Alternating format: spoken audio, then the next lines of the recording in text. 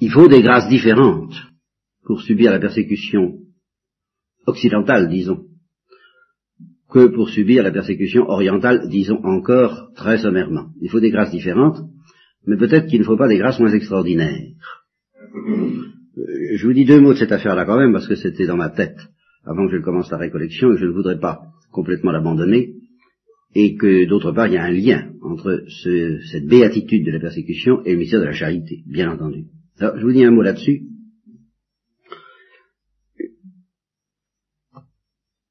Je vous dis, il faut des grâces qui ne sont pas moins extraordinaires. Il faut comprendre pour ça quelle est la nature profonde de la persécution que nous subissons. La persécution des premiers temps, des premiers chrétiens, était une persécution très grossière, en fin de compte. C'est une persécution qui décrétait, ça a été le point le plus clair de cette persécution lorsqu'il a été dit que le nom de chrétien devait être répudié. Il ne fallait pas qu'on se dise chrétien. Alors ce qu'on voulait obtenir donc des chrétiens, c'est qu'ils ne se disent point chrétiens et qu'ils sacrifient aux dieux païens. Autrement dit, on les persécutait pour les empêcher de témoigner de leur foi. Et ce témoignage était la chose tellement essentielle que certains, petits malins, se débrouillaient en obtenant par des relations, toujours bon d'avoir des relations, ou des marchandages, un petit livret, un certificat comme quoi on avait sacrifié aux dieux. Alors ils obtenaient un certificat dit de complaisance, n'est-ce pas, un libellatus en latin, et grâce à ça ils présentaient le certificat, ils n'avaient pas sacrifié aux dieux, mais ils étaient censés l'avoir fait. Alors, au terme d'une de ces persécutions, où avaient fleuri particulièrement les libellati, c'est-à-dire des certificats de complaisance, l'Église s'est demandé très sérieusement dans quelle mesure elle pouvait pardonner à ces libellati, à ces gens qui s'étaient fait donner un certificat. Ce qui prouve bien que ça ne rigolait pas tant que ça, et qu'il ne suffisait pas de se tenir en règle. Le simple fait d'être réputé pour avoir sacrifié aux dieux, même si on ne l'avait pas fait, était considéré comme une apostasie par rapport à ce devoir de la profession de foi. À plus forte raison, si on sacrifiait aux dieux en se disant intérieurement, je sacrifie aux dieux, mais c'est une rigolade, je n'en crois rien, ma foi chrétienne, je la garde intacte, c'est tout c'est le principal. Eh bien, c'était quand même une apostasie contre la profession de foi. Bien. N'empêche que dans tout ça, la foi elle-même n'était pas attaquée. Et que l'Empire romain, qui ne s'y connaissait guère en choses religieuses et spirituelles, et qui n'était pas un État totalitaire, au sens où nous entendons ce mot, l'Empire romain se souciait assez peu du secret des chrétiens. Encore une fois, tout ce qu'ils voulaient obtenir, c'est qu'ils ne professent pas, qu'ils ne témoignent pas leur foi. Je crois qu'aujourd'hui, la persécution va beaucoup plus loin, et qu'elle ressemble singulièrement à la persécution qui s'est adressée au Christ lui-même, et on ne lui demandait pas seulement de se taire et de ne pas manifester sa gloire, on voulait le démon inspirant les persécuteurs. Alors nous appellerons ça le persécuteur, si vous voulez. Le persécuteur voulait faire disparaître le Christ de la surface de la terre. Il voulait qu'il n'existe plus. Eh bien, je crois que la persécution actuelle ne veut plus que notre foi existe. Il ne se contente pas de la faire taire. Il y a un totalitarisme assez puissant chez le persécuteur, appelons-le comme ça, ce personnage moral, appelons le persécuteur, qui est à la fois humain et satanique. Eh bien, le persécuteur ne se contentera pas d'une apostasie concernant la profession de foi, il veut extirper la foi elle-même. Et il y a là-dessus un livre qui n'est pas historique, qui n'est peut-être pas prophétique, mais qui est peut-être bien prophétique quand même, qui en tous les cas est fort célèbre, et qui s'appelle 1984 de George Orwell. George Orwell est un ancien communiste, un Anglais qui fut communiste, qui en est revenu, et qui a décrit, tant bien que mal, ce qui, à ses yeux, attend la planète en 1984. Or, je vous passe les détails, ce que je retiens d'extrêmement profond dans cette histoire, c'est que le héros, l'anti-héros plutôt, la victime, qui est un membre du parti communiste, bien entendu, enfin communiste, on ne l'appelle pas ainsi, Enfin, c'est le parti gouverné par un certain Big Brother, le grand frère, dont on ne sait pas d'ailleurs finalement si c'est un mythe ou une réalité. C'est une des questions que se pose le héros de cette affaire. Il demande à son persécuteur alors avec un petit P, pas le grand persécuteur mythique, mythologique, mais celui à qui il a affaire très concrètement, il lui demande à la fin, enfin Big Brother existe-t-il? Et il n'y a pas de réponse ferme de ce côté-là, on ne sait pas trop. Et alors, ce héros, anti-héros, se méfie beaucoup de tout ce qui a lieu dans le parti. Il n'est pas enthousiaste du tout, il est très sceptique. Et très sceptique à l'égard de Big Brother, très sceptique à l'égard de toutes les doctrines en question. Et puis, en cours de route, il rencontre l'amour humain, et il espère par l'amour humain, un amour humain qui est très mal vu d'ailleurs de la morale du parti. Alors, il espère, grâce à cet amour humain, échapper à cet étouffement dont il sent l'emprise terrible sur lui, et alors il se cache, bien entendu, il cache cet amour humain le plus possible, ce qui n'est pas si facile que ça, puisque dans sa chambre, comme tous les gens importants, le peuple étant négligé, mais les gens importants ont un écran de télévision qui ne peut jamais s'éteindre complètement. On peut diminuer le son, mais on ne peut jamais complètement éteindre, et on ne peut jamais savoir si on est vu ou si on n'est pas vu, parce que par l'écran de télévision, on est relié à un central, où évidemment on ne vous regarde pas tout le temps, on a à tout moment, du jour et de la nuit, avec les infrarouges, on aurait amélioré ça aujourd'hui je crois, on peut plus ou moins être vu. Alors c'est pas commode d'avoir une vie intime et privée dans ces conditions-là, évidemment. Donc il se cache comme il peut, mais il se fait prendre. Et alors, la persécution vise très exactement ceci. C'est que on le soumet, à un certain tourment, peu importe lequel, mais il est choisi sur mesure. C'est-à-dire que on a fait son étude, sa fiche signalétique est très bien faite, on connaît les tenants, les aboutissants de sa psychanalyse, on sait quels sont ses ressorts les plus intimes, point de vue psychique, ce dont il a le plus horreur, et alors on le met en présence, je vous passe les détails, de ce dont il a le plus horreur, scientifiquement étudié. Et au moment où il va donc passer à cette chose dont il a le plus horreur, on s'arrange pour qu'il crie, non, pas moi, faites-le lui à elle, parce que c'est elle qui est en cause, n'est-ce pas, dans ce procès qu'on lui fait. C'est plus fort que lui, il ne peut plus aimer. Comprenez, à ce moment-là, il ne peut plus. Vous voyez que ça nous ramène au sujet de la charité, tout doucement. Il ne peut plus aimer parce que vraiment, on lui en demande trop, et alors il dit, non, elle, pas moi. Et elle, de son côté, étant soumise au même traitement, dit, lui, pas moi. Puis après ça, on les remet ensemble.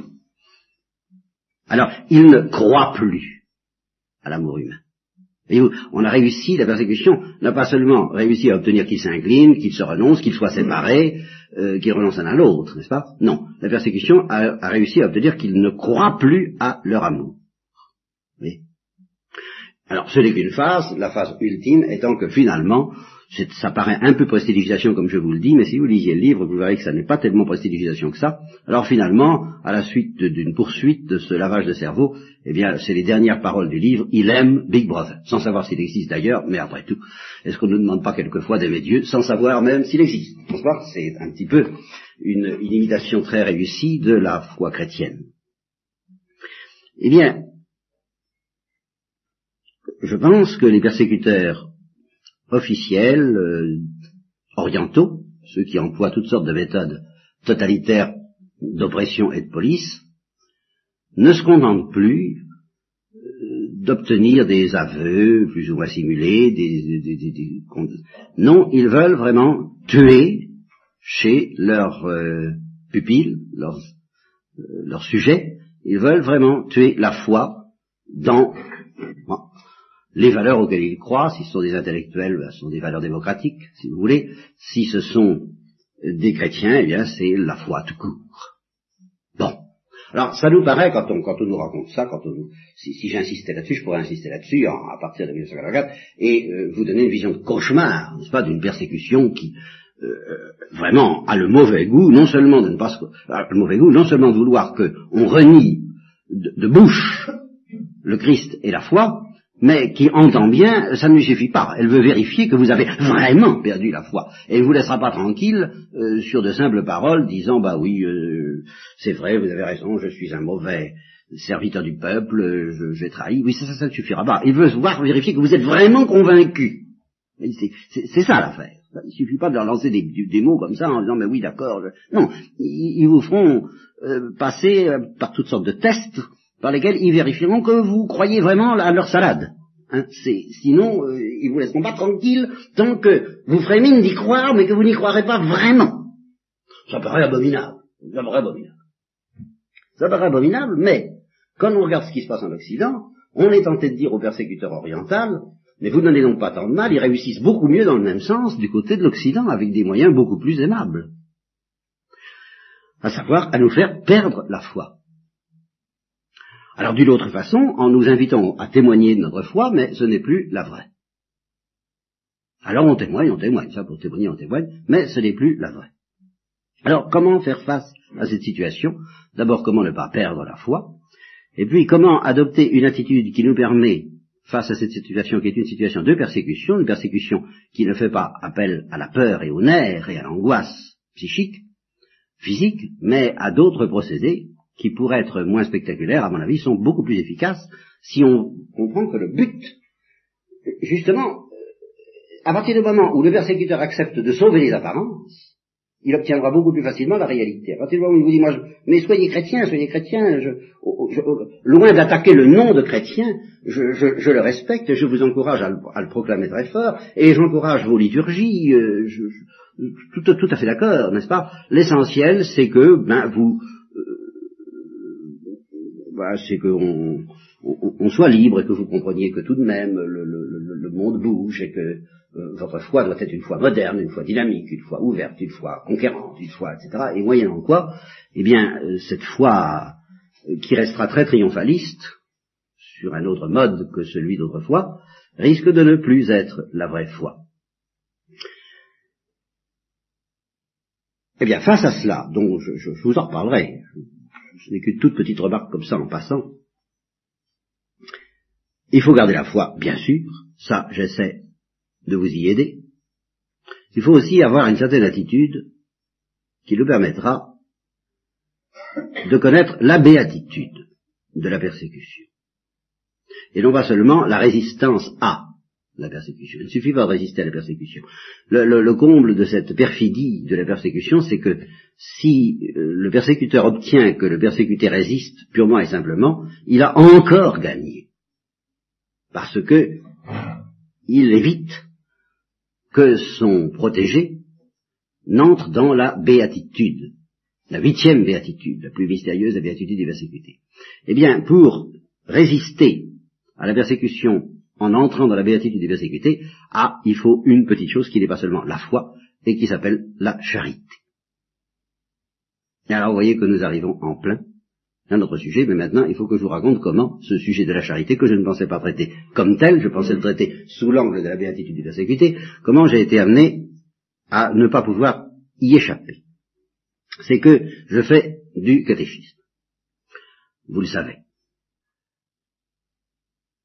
Alors, depuis 2 ou 3 fois, j'essayais de parler de la charité, et on m'a dit, eh bien, non, vous ne parlez pas de la charité.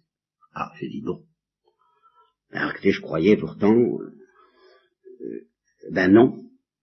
Les jeunes auxquels vous vous adressez n'arrivent pas à comprendre, à travers ce que vous dites, qui semble décidément singulièrement hermétique, n'arrivent pas à comprendre ce que c'est que la charité. Alors, je suis rentré en moi-même, bien entendu.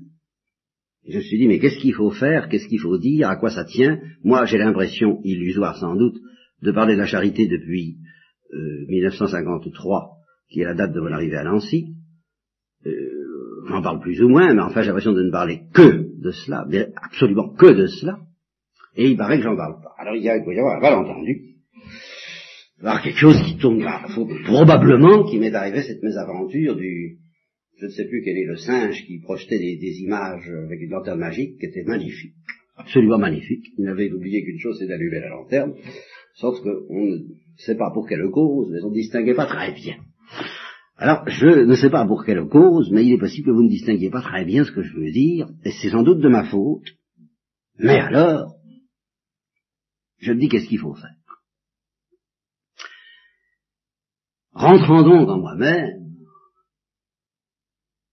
je me suis interrogé, je me suis dit qu'est-ce que c'est que la charité, et qu'est-ce qu'il faut dire pour faire comprendre ce que c'est que la charité.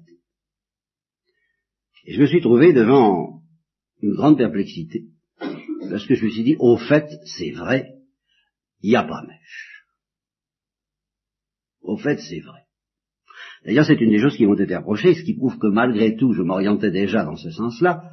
On m'a dit, mais il y a dans votre manière de parler quelque chose de profondément décourageant, parce que vous donnez l'impression que, faut comprendre, si on ne comprend pas, tant pis pour nous, on est foutu. Alors, c'est sommaire, mais toujours rentrant en moi-même et m'interrogeant avec esprit critique, je me dis, j'ai pu donner prise à cela parce qu'il est certain qu'il y a un côté de la vérité que je crois avoir entrevu et qui est telle que je ne peux pas complètement démentir cette affirmation. Je ne dirais pas qu'on est fichu, loin de là, mais je dirais que pour comprendre ce que c'est que la charité, il faut avoir la charité et il faut vivre la charité. Et que toutes les explications que je pourrais donner à quelqu'un qui n'aurait pas la charité, ou qui, ayant la charité, n'en vivrait pas, se contenterait de la laisser dormir dans son grenier, dont la serrure serait bien rouillée. Nos vertus, c'est souvent cela, un grenier dont la serrure est rouillée, parce qu'on ne les fait jamais fonctionner. Alors, la serrure est rouillée, et quelquefois, même d'aventure, on perd la clé. C'est-à-dire qu'on ne sait même plus du tout comment faire pour retrouver le moyen de faire fonctionner cette histoire, cette affaire-là, qui s'appelle la foi pour les uns, et l'espérance, la charité. Si quelqu'un ne fait pas fonctionner sa charité, je peux toujours m'avertir, il peut me dire, qu'est-ce que c'est que la charité? Toutes les explications que je lui donnerai ne le lui feront pas comprendre. Alors ça, c'est sûr. Alors vous me direz, alors il faut pratiquer la charité. Voilà une expression que je n'aime pas beaucoup. Parce que pratiquer la charité, ça a l'air de vouloir dire justement qu'il y a deux temps. Un temps où on comprend ce que c'est, et puis un temps où, comme on m'a dit souvent à la suite de certaines prédications fort appréciées, c'est très beau ce que nous a dit mon père à la fin des retraites des religieuses en particulier, souvent, alors là, il y a une espèce d'extase qui passe, et on me dit, comme c'est beau ce que vous avez dit, c'est magnifique. Mais évidemment, maintenant, il va falloir qu'on mette ça en pratique. Alors, je dégringole de l'escalier, moralement, n'est-ce pas? Je dis, ils n'ont rien compris. Ils n'ont rien compris parce que, de même qu'on ne peut pas comprendre si on ne pratique pas, on ne peut pas éviter de pratiquer si on comprend. Si quelqu'un se dit, je pratique ou je ne pratique pas la charité, c'est qu'il n'a pas encore compris la charité. Parce qu'on le comprend, la charité, que dans un mouvement par lequel on adhère à la charité. Et on y adhère efficacement, parce qu'y adhérer non efficacement, c'est d'adhérer à ce que saint Paul appellera caritas ficta, une charité fictive, et elle existe, ça existe. Le vrai problème, en effet, c'est de discerner la charité fictive de la charité vraie. Alors je m'y emploie, je m'y suis employé en particulier au dernier catéchisme que j'ai fait, et alors on m'a dit, vous ne nous avez pas parlé de la charité.